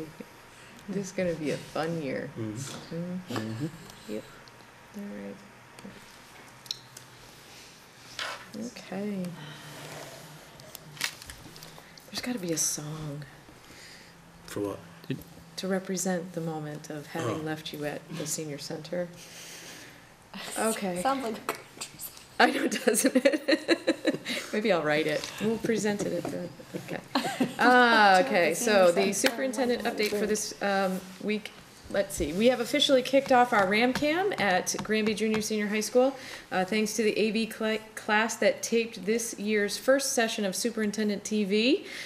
It was an amazing experience, something that we've been working since before my time to work with GCAM, to train students, to run the equipment, and we are just thrilled that not only do we have students running the equipment, but it is a full-on class, and they are generating content, and they are putting it on YouTube, so we're very excited about that collaboration. And if there's any opportunity for the community to advocate for cable access television funds, please do so with our legislators. There is some concern that some of that funding may be cut. So it is certainly something that's influencing and impacting our students in the classroom as we collaborate with the GCAM. So. Our annual holiday parent luncheon was another wonderful success at East Meadow. We served over 620 meals, and I have to say that I did go over both days, and I was not going to eat the school lunch, but Bill, the school principal, saved one for me, and it was fabulous. It was so good. So thank you to Chartwells, and thank you to the staff. They were amazingly flexible in allowing siblings to eat with siblings and keep students in during their own personal lunches, and it really just was an amazing 2 days. Thank you to the community who came in. It wasn't just parents, it was aunts and uncles and grandparents, so certainly our students were well supported. I would like to formally put in the update the celebration of our John and Scholarship Award winners, and in addition our National Honor Society inductees. It has been an amazingly very busy few weeks, and I also have to say that I really enjoyed Pajama Day. So, That was nice. yes. And that is my update. Cool. I love the picture on the top left. At the top left, It's weird how that person it's so got in funny. there. There was this person who was taping me, and you know, she was just like, she was directing everybody, and she was like talking in the thing, and I was like, vaguely familiar. And then we get through the whole taping, and she goes, "Do you know who my mom is?" I'm like, "No." She's like, "My mom is." I was like, She's my mini school me. committee. Yeah, so as soon as she said it, I was like, yup. Oh, yeah, yep. that is your mom. Yes. Yes. Yes. Yep. She was so nervous to go into your office and tape. She was just like, "Oh, Mom, I don't want to mess this up." I was like, "You'll be fine." Well, he and I were the ones that messed it up because we did end up I being didn't mess about it up. 5. I'll take it. 5 minutes short. Yeah, And, oh, yeah. and the look on her face, because she recognized that we were short, and she was trying to communicate with the with Trish in the in the studio, kind of, which is set apart, and we just I usually have my timer. I didn't have my timer, and it was. But she handled it very well, and she just did the signals. Yeah, they did awesome. Yeah, They did a it good was job. amazing. Yeah. It's great to hear, and I must have done this before, hopefully, but I will do it again. I will thank Tricia Wood Yes. for her perseverance that almost every meeting, GCAM meeting, she brought it up as an item that she would like to focus on and she would like to see happen. So I'm very grateful that she did that. So it's good. Hopefully this is basically the initiation of a program that will, again, be a self-sustaining program because we're going to have a lot more interest. And GCAM, I know they are always looking to support not only the community but the students as well, as long as they have an interest in this. So this is the beginning of more good things to happen. So thank you all for that. Business and facilities report. So, I'm not sure if we want to talk about FY18 or not. Well, for FY18, we can, in all transparency, we can just explain to folks that before coming here, we had a select board meeting, and the subject of the conversation was a letter that we received from DESE because it takes a while for us to reconcile our books between the town and the schools and submit, but when it's delayed, it is a concern for the state, and therefore we received a letter that basically told us that, hey, you know, if you don't submit your report by a certain date, the state will consider withholding funds.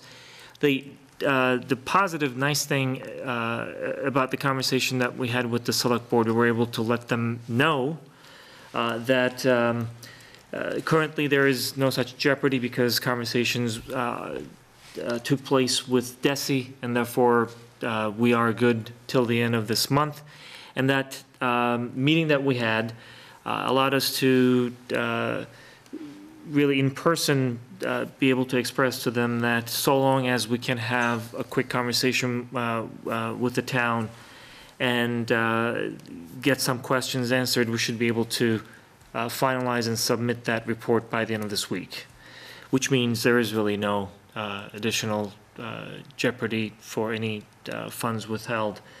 With that, I want to thank the select board for that meeting. I think it was a great meeting for two reasons. One was that it was productive, but I really appreciated the tone of the meeting. I want to thank the chairman of the board as well for really setting the tone for that conversation and the questions that the board members had, and the supportive way they really tried to address the issue that was raised by DESE. So thank you for that. Hopefully that was a quick summary of our FY18 conversation that we had. Yep.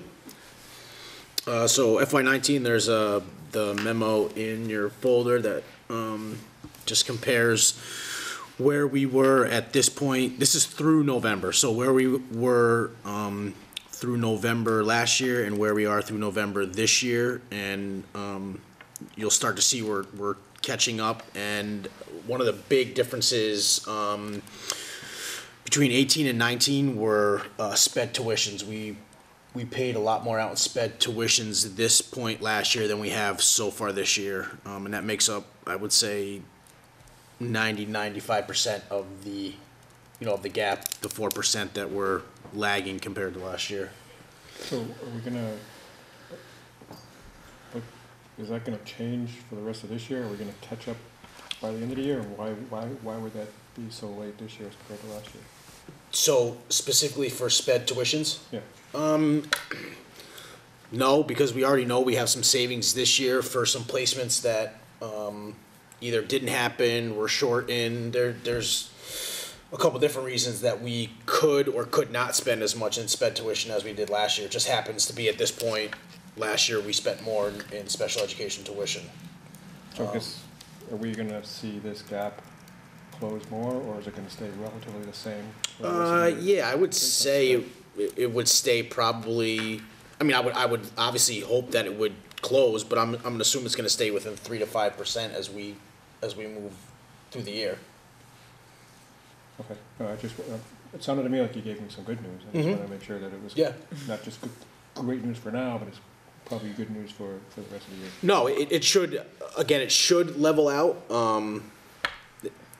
But obviously there's some factors in there that we can't control. But it's better than I want to say last time we were 8 or 9% behind spending that we were last year. So. Okay. I mean, I like Mike said, I see it as good news as well. That there's some savings somewhere. That's good to know. That said, how much of this do you think is attributed to the amount that was paid forward for 2019? I would say a good part of it, just because that probably hasn't been done, or that large amount hasn't been done in the past. So I would say that relieved us up front of some spending. Yeah. So with that, thank you for that. With that, given that this gap is closing, is it indicative of higher sped cost this year rather than lower? Because we paid forward some. If it's really leveling out, does it mean that this year the sped costs are a little higher? I would have to look. Okay. I can certainly do an analysis. I'd want to say off the top, no, only because I know we've recognized some savings to this point, but that doesn't mean it could change. We could have a student come in tomorrow, so I don't know, but I could certainly Okay. provide But based some on, type of year to date, that's why Yeah. I like the fact that you are presenting it year to date. Mhm. It would be good to know what are some of the key Yep. attributes affecting that, those numbers compared to last year. Yep. And then more for 19, I run a payroll projection every 2 weeks, every pay period, and we're on pace to have some savings in payroll, but I can update everyone as we get closer to the end of the year, but it was a good amount of savings, which we knew when we went over to the salary schedule, but I want to be able to give real numbers as we close out the year, so. Cool.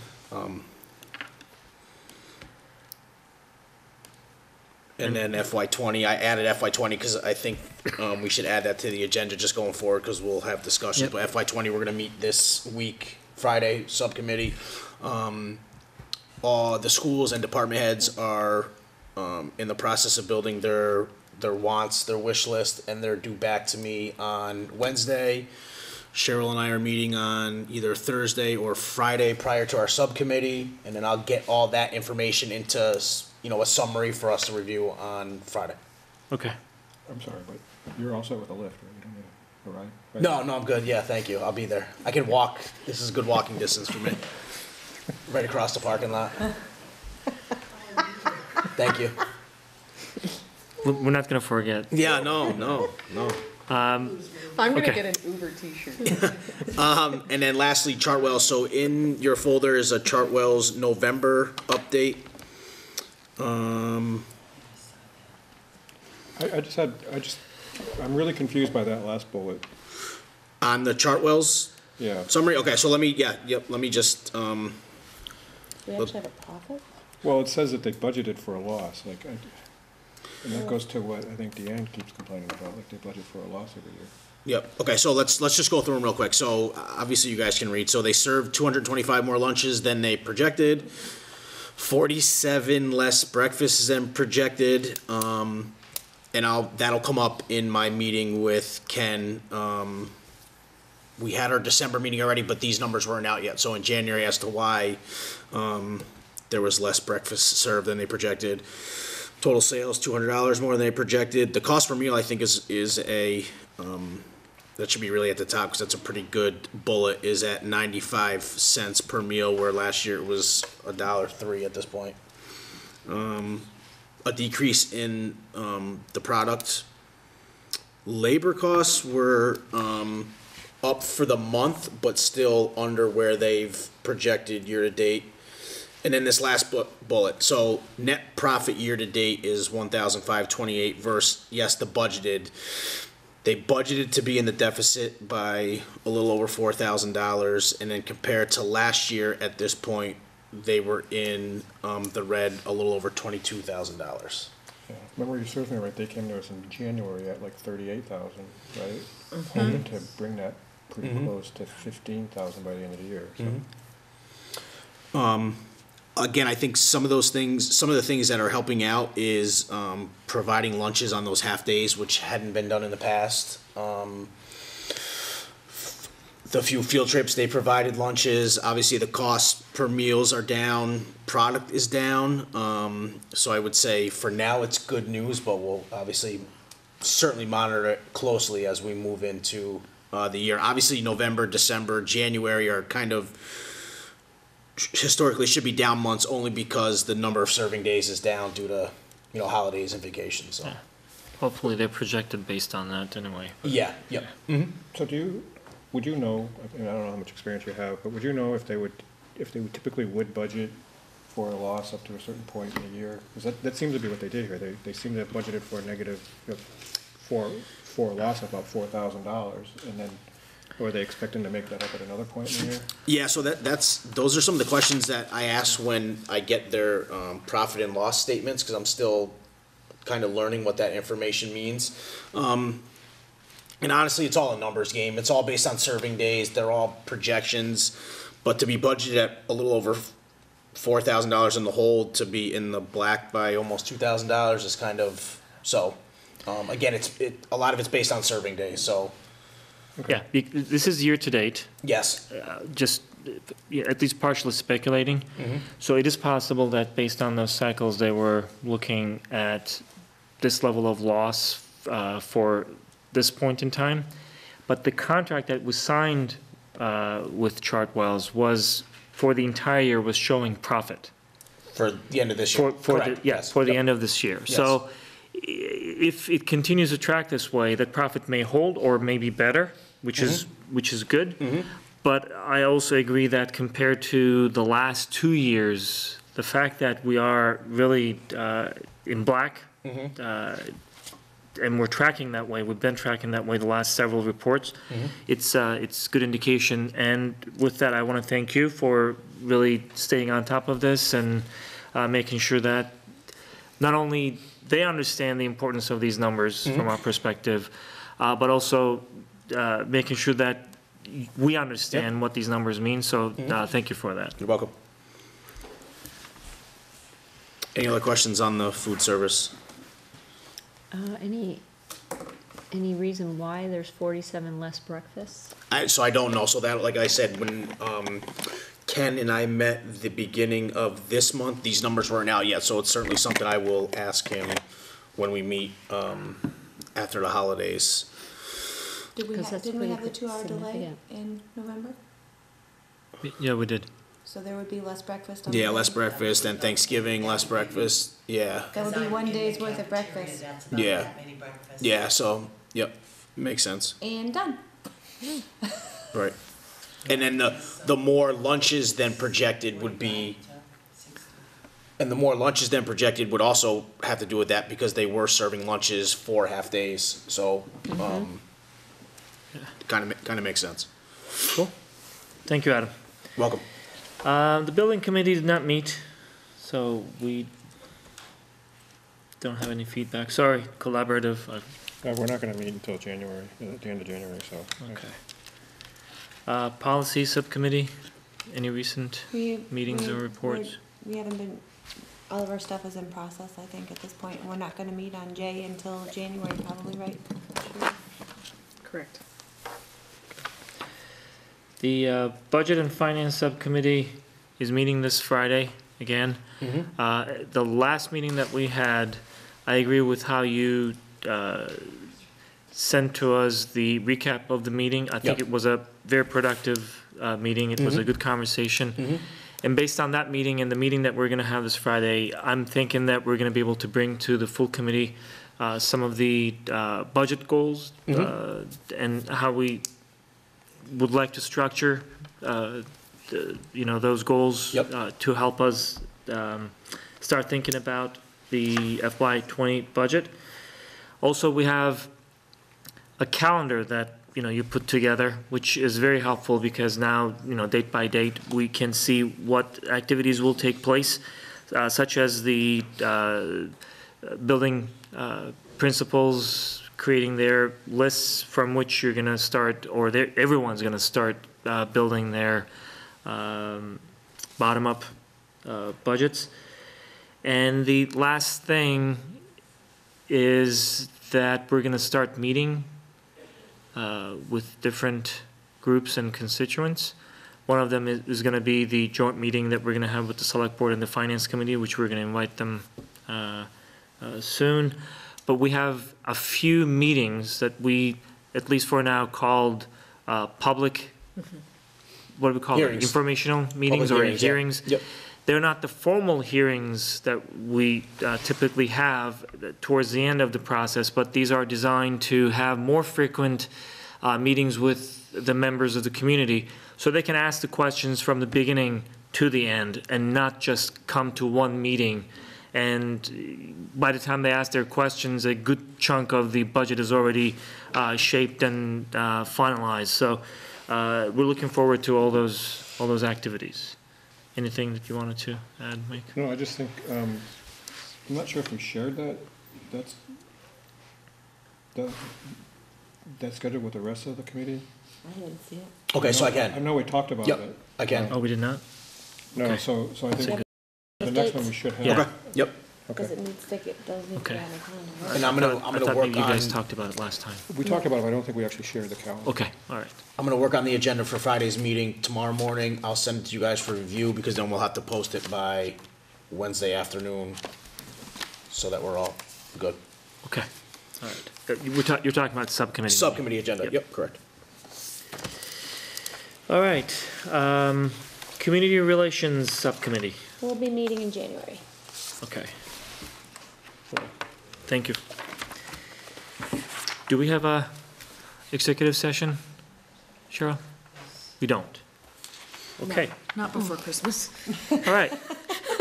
Is there anything At that we should consider 9:40. for our January 7th meeting? If you can think of it now, please feel free to let Cheryl know. By the Tuesday before that meeting, so that we can include it in the agenda. I think we need to put closure to this discussion that we had earlier tonight. What's the next step on that mindfulness stuff? Because I think there was a little bit of back and forth as to what the next piece was gonna look like in March, where it was gonna go, and how that was gonna be done. I agree. So I don't know if that's a January, but I think, Yeah, we can do it in she January. needs to know sooner rather than later what our thoughts are, right? Well, doesn't it, I mean, like Emery said, our budget's already finalized for next year, and this is talking about from March to May. So I'm not familiar with how all of the grant part works. So would we Right. have to go out for a grant right now to have money to pay for I the think- $8,200 or whatever it is for March to May? Right, I think in January, if we discussed that it was a goal of the committees to move forward, then it would give us some time to comb through the budget currently to see if there is anything in the budget, but also to see if there were any grant opportunities, or we've gone out to the community for some programs like this to get them off the ground, so. But we would have to start first with the vote to approve it, Correct. to move it to the next Right. step. Yeah. Right. So it looks like there are multiple steps to the process. One is we need to discuss, because there were also questions about whether the program should move to the elementary school and then go back to the high school versus keeping what's been built in the high school, and then making sure that it doesn't fall off as we're focusing on the elementary school. That's one side of the conversation. There is a budget impact, obviously, that we talked about, so we should talk about that. The third thing is, to emphasize it, on the budget side again, this can't be a program that should completely be dependent on the availability of grants, but if that is the case, then we have to then go back to see what we can and cannot do, because for something that is going to be for the March-May timeframe, we have to make sure that we have enough money to be able to support this program. So it's a good conversation to have probably in January. I agree with Mike and Jen that the sooner we can give some indication to Kate what type of program we're looking for. But overall, I think it looks like it is already benefiting both the students and the educators. So it's something that we should spend some time on. All right. So with that, this being our last meeting of 2018. Thank you, everyone. It was a great year, at least from my perspective. Sometimes with ebbs and flows of frustration, but sometimes with great news that we were able to share with our community, our town. Great things that happened, thanks to our students, thanks to our educators, and everyone involved in our school district. So I personally appreciate it, and I want to thank everyone, and I want to wish everyone a very happy holiday, and we'll see you all in January. With that, is there a motion to adjourn? So moved. Thank you. Is there a second? I'll second. All in favor, please say aye. Aye. Aye. Thank you.